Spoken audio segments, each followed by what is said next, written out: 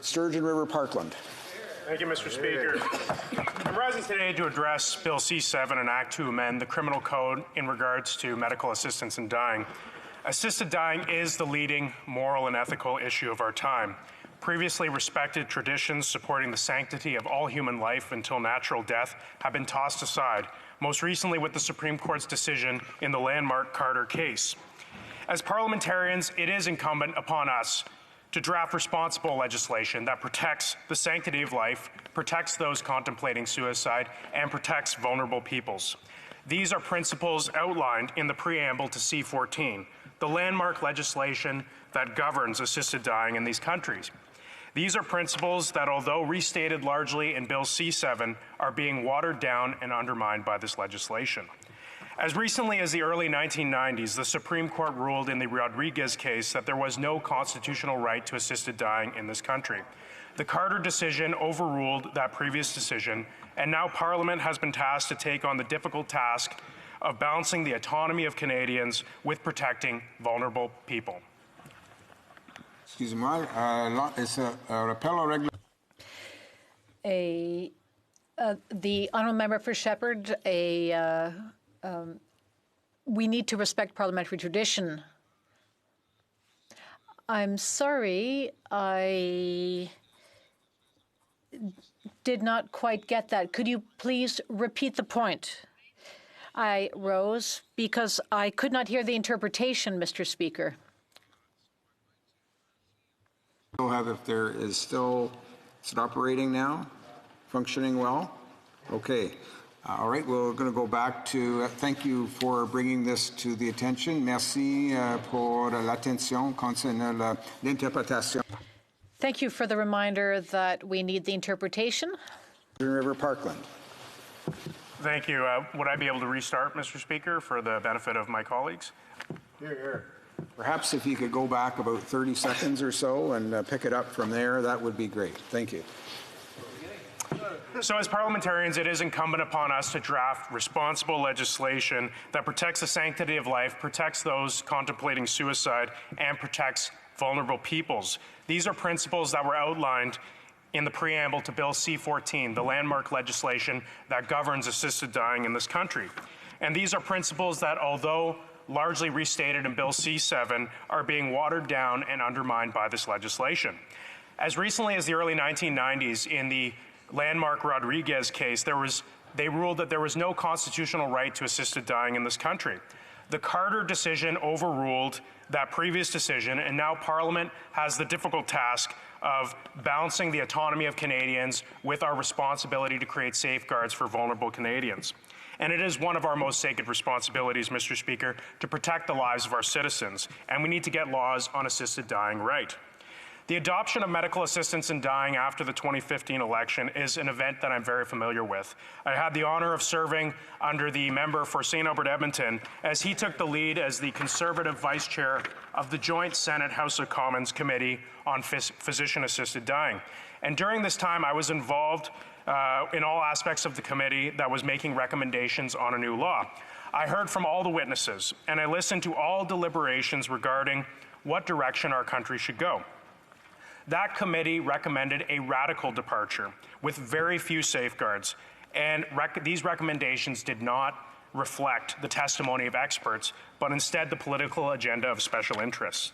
The Conservative Minority Report provided at the Joint Committee was entrenched firmly in the principles of the Supreme Court's decision in Carter, and included recommendations that were laid out by key witnesses, such as the former president of the Canadian Psychiatric Association, Dr. K. Sonyu Dane. It outlined key principles for us on the issue of physician-assisted dying. These include not accepting the provision that assistance in dying be provided to those under the age of 18, in line with the Carter decision that only competent adults should be allowed access to assisted dying. We also did not accept the extension of medical assistance in dying for those suffering exclusively from mental illnesses, and we do not believe that any mental illness is irremediable, as the Canadian Psychiatric Association stated.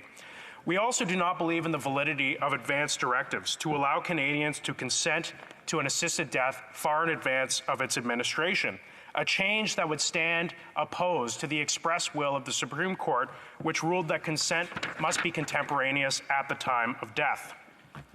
We also recognize the lessons of the Quebec experience. As the first jurisdiction in this country to legalize euthanasia, in their regime, medical assistance in dying could only be rendered on adults with a severe, incurable physical illness, characterized by an advanced state of irreversible decline. Many Canadians, I believe, can sympathize with this limited exception for assistance in dying. However, even these safeguards have proven short-lived. Barely 5 years later, the courts and the government have decided that these safeguards are far too restrictive. How did we get here today? Barely had the ink dried on C-14 before proponents of expanded assisted dying launched their campaign to eliminate necessary safeguards. As a conservative who strongly believes in the sanctity of human life, Bill C-14 was a difficult pill to swallow, but it was one that I believed upheld many of the values that I hold and the values that many of my constituents hold. The previous legislation recognized that we must tread carefully with this new reality of assisted dying. It introduced safeguards that limited mature minors, those exclusively with mental illnesses, and those whose deaths were not reasonably foreseeable. And I believe that this is where the majority of Canadians are at. And I believe that the government largely got the balance right under C-14. Unfortunately, there are a radical, vocal few who want to undermine even these protections and push this country headlong into a permissive regime for assisted dying, a regime which we know from international experience has resulted in the deaths of vulnerable people. If we continue to go down this road and liberalize all safeguards, we will continue to see mistakes and deliberate actions that end the lives of vulnerable people. This new legislation outlined in C-7, although not taking these large radicalist steps that I outlined, is opening the door to a wider radical departure from principles like the protection of the vulnerable and the sanctity of human life. And I am particularly concerned about the inclusion of the term and policy of advanced consent. The Supreme Court of Canada was very clear, crystal clear, that an assisted death should only be administered with the consent of a person at the time of their death. We know that there are some cases where people fear losing their capacity to end their lives. However, we cannot allow the precedent of advanced consent to gain legitimacy in our system. Advanced consent in this legislation, I believe, is a Trojan horse designed to build the legal case to accept the adoption of advanced directives. Now, advanced directives are a concept where people can direct the action of medical professionals after they have ceased to have the capacity to consent to an assisted death. Many Canadians are familiar with the practices of DNRs, do not resuscitate orders. DNRs are a completely ethical and morally acceptable practice, whereby a patient can designate that no action should be taken to attempt resuscitation. By respecting the will of the patient and not acting, medical professionals are allowing the patient to die a natural death. Medical professionals can also hasten the natural death of their patient through pain remediation. I believe this is also an acceptable practice. I support do not resuscitate orders, and I think many Canadians are being deliberately misled into believing that an advance directive is the moral and ethical equivalency of a DNR. It is not. An advance directive does not ask medical professionals to withhold action allowing a natural death. It requires medical professionals to take direct action to immediately end the life of a patient. This is a leap in practice that goes far beyond what I believe is ethical. It undermines one of the greatest medical principles: first, do no harm. I can imagine in a not-so-distant future someone with dementia or Alzheimer's who had previously written an advance directive, believing that their lives would not be worth living with these diseases. Imagine in the future that we had the medical expertise and the breakthrough pharmaceuticals that could make life better for those suffering. How can someone consent to have their life ended without contemporaneous consent at the time of death when they cannot know what their quality of life will be? It introduces a high level of subjectivity to the question about what kind of life is a life worth living. This is a dangerous question that will lead us down a lethal road, a road that I don't think anyone wants to go down today.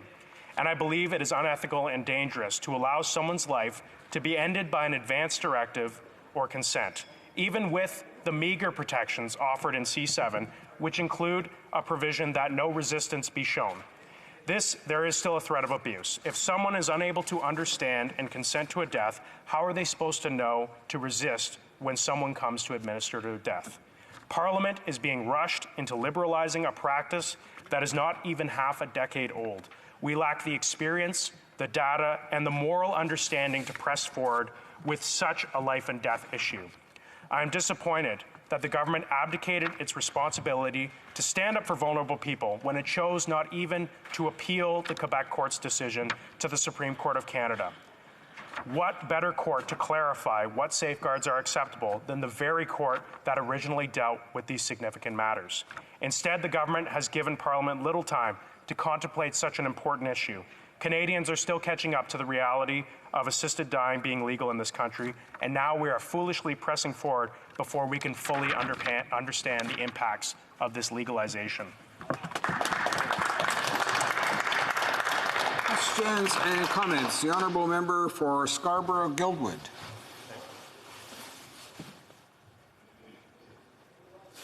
Thank you, Mr. Speaker, and I thank the honourable member for his thoughtful speech and well-informed speech. And I wanted to ask him, since he has obviously informed himself over the last number of years about the various forms of medically assisted dying, whether there has been any statistical pattern developed over the time that it's been a legal concept. You know, do we know what the numbers are? Do we know where the weaknesses and strengths are?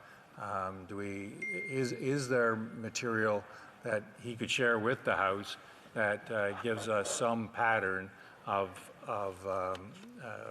who's asking and what's being asked for and when it's being asked? Member for Sturgeon River Parkland. I thank the member for his question. I believe that many of the cases that we've seen where people have requested a medical assistance in dying are cases that the majority of Canadians can sympathize with and can even support.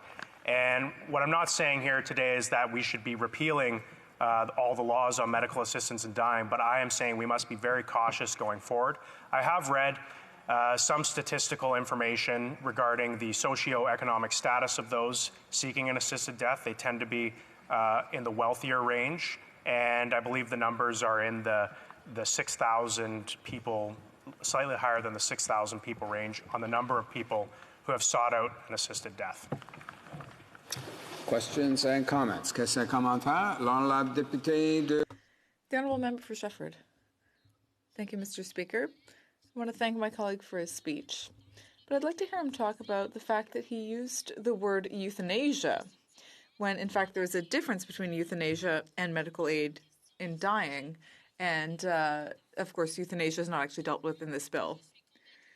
I'm also convinced that we can improve palliative care and have that as part of a series of options available, which would include medical aid in dying, of course.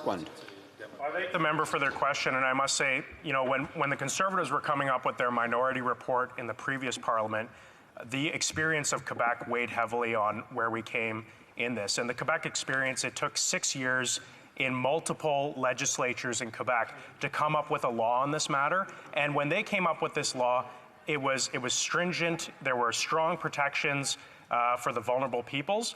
And when we're talking about cases where somebody is unable to consent to a death, I believe that does meet the definition of euthanasia. An assisted death is a case where somebody is participating with it up until the point that they actually, their life is ended. But in the case when we're talking about somebody who can't consent to an assisted death, I believe that meets the definition of euthanasia, Mr. Speaker.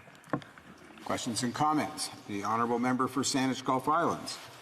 Mr. Speaker, and I'm afraid I disagree with the general tone of the approach taken by the Honourable Member in that these changes are much needed to respond to not only court decisions but analysis of what we have as charter rights to ensure that we don't have Canadians taking their own lives or finding the opportunity for medical assistance in dying prematurely out of fear that they will be unable to give consent under the strictures of our current legislation.